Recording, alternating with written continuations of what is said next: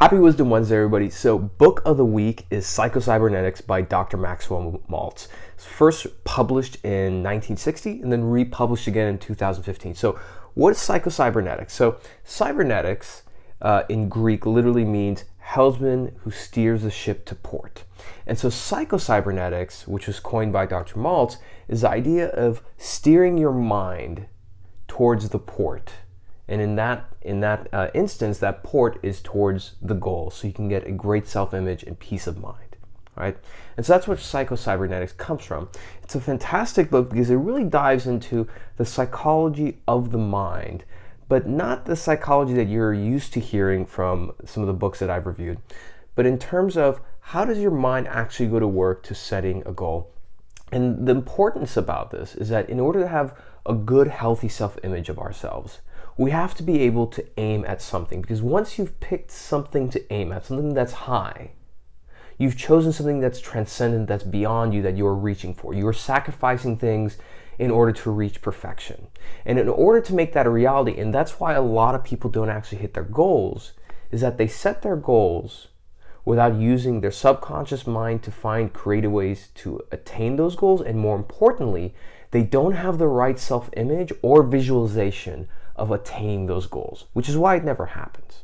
And so I have some interesting takeaways. Definitely there's many more than 5, but I got 5 interesting takeaways for you this week that'll help you kind of get started on how to start thinking about things the right way and perhaps applying some psychocybernetics to your life. So let me put this down for a second. So let's go with the first thing. The first thing is that you have a built-in guidance system within your brain. It's called a servo mechanism. And the idea is that you have to learn how to use it. And the way you end up using it is you start understanding what kind of goals do you want to achieve and having the right self-image to achieve them, and literally visualizing yourself to do those things. Because if you cannot picture yourself doing it, you will never be able to achieve it. So if you are an entrepreneur and let's say you want to make $1 million this year, you have to sit down and spend time actually visualizing making that money, and not just something that you do once a day, but every single morning, spending solid time meditating to visualize yourself not only attaining that $1 million, but the feeling behind it, what it would look like, smell like, going through all the emotions and sort of really ingraining that feeling in you. A great perfect example of this, if you think about the fighting world, look at Conor McGregor or Floyd Mayweather or Muhammad Ali. They all very, very vividly saw themselves being champions. They spoke about it. They felt it down to their core. And most importantly, they didn't worry about the how. They trained for it, they took the actions to get there, but they allowed their built-in guidance system to find ways subconsciously to creatively get them to attain those goals. Now, the second thing is mistakes. Mistakes, you need to stop being hard on yourself, because when you make mistakes, you have to see it objectively. It's a negative feedback loop. So if you're aiming at something, right, and you have an aim in mind, you're moving towards it, you might go off track a little bit. You have that negative feedback there when you make that mistake to course correct you back online to go towards that aim. If, for example, you constantly beat yourself up for mistakes, it's not going to help you get to that goal. If you imagine yourself playing golf and let's say you take a shot and you miss, and you start saying, "Oh God, I'm such an idiot. I'm such a moron. I'm stupid." Do you think that stupid, lazy moron is going to be able to walk up to the ball the next shot and hit it into the hole? Probably not. So when it comes to making mistakes, look at them objectively. Take them seriously, but look at them as feedback to get you close to getting towards that goal that you're trying to achieve. Don't start whipping yourself, because let's be honest, we don't treat other people like that, so why should we treat ourselves like that? If you treat other people like that, you probably should stop doing that, because you're probably a jerk.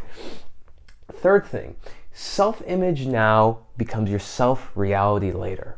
So the way you picture yourself right now, the pictures of yourself that you have in your mind got there for a reason. They didn't just come out of nowhere. They're built on the way you decided to perceive certain experiences of the past And that's how you've developed your self-image now.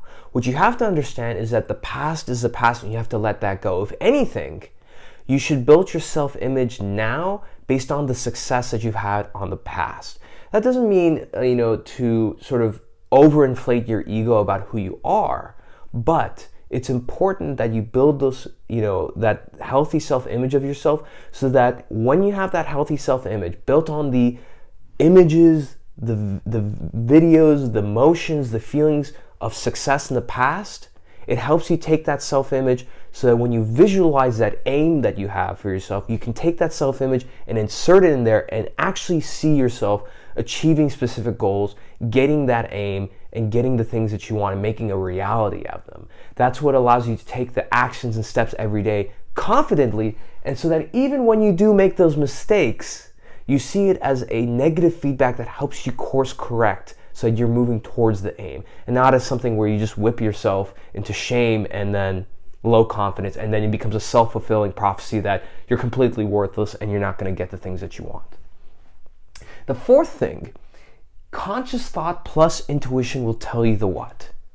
So the reason why I came up with this formula was, we consciously decide what we want to aim for, and what goals that we want. But in doing that, we have to be very good, and this is where, it takes practice. You have to use your intuition. And when I say by intuition is not going to give you details. It's not going to tell you what you want just right out there, but it'll give you an idea. So you have to use your intuition in terms of thinking, okay, do I really want to make $1 million this year? And why? And you have to listen to yourself and feel that. And if it feels right, and you can't come up with the details as to why, but it just feels right, that's what you need to go for. For me, early in my career, when I thought about where I wanted to move next, San Francisco came to mind. And yeah, I kind of weighed out the pros and cons, but the pros and cons of San Francisco, I was able to find the same things for other cities. But something about it in my intuition, I felt myself being pulled there. And so I immediately set that consciously as my aim, and I made that happen. Now, the subconscious, that's the other important part, because in terms of the how, that's the part that you could put some conscious thought into it, but you have to give yourself time, because your subconscious mind, once you're consciously committed to something, your subconscious mind will go to work every evening and during the day where you creatively come up with solutions to problem solve, to get towards that aim that you have, right? And then the last thing, and this is something that's incredibly important, and it's a big part of the book here, which is, and I have to admit, this is not from this book, but you have to treat yourself like somebody you deeply care about. And the reason why I say this is that many times a lot of us, we think that in order to get to the goals that we want, to the next stage in life, whether it's in our marriages, in our careers, with our friends or anything, we have to be hard on ourselves. We have to kick ourselves in the ass and be like, yeah, get up, you got to do this, you got to do that. And that's why when we end up making mistakes, we whip ourselves into submission and we don't get better, we just get worse, and we keep making more mistakes. So my last piece of advice to y'all is treat yourself like somebody you deeply care about. If you deeply cared about somebody and they made a mistake, would you tell them that they're a completely useless moron and that they're an idiot and they're a failure? No. And if you cared, if you treated yourself, like somebody you deeply cared about, if something very good happened, you succeeded at something, wouldn't you pull that person up and be like, hey, look what you did, good for you, right? So think about that. Every single day, the way you treat yourself, ask yourself, would I work for somebody like this? Would I allow somebody to talk to me this way? Would I talk to somebody this way? And the more you're able to treat yourself like somebody you deeply care about, the more you're able to pick up your self-image, set your aims incredibly high, make the mistakes that you need, but course correct, and then get closer and closer to achieving those goals.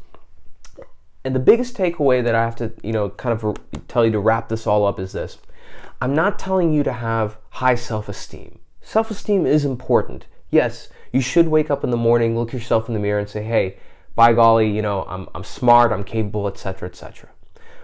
But the biggest thing is that I want you to insert this idea of having high self-respect for yourself, which means that you wake up in the morning and say, you know what, I'm proud of who I am, I'm capable, I'm smart, I'm etc., etc.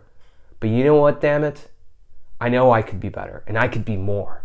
And that's why we set our aims high, so that we sacrifice things in the present so that we can reach for perfection for something better off in the distance in the future. So, happy Wisdom Wednesday. Hope you enjoy the book of the week. Go out and get it, especially now it's early in the year. We're probably setting our goals and trying to figure those things out. And as always, happy Wisdom Wednesday, and I'll see you next week.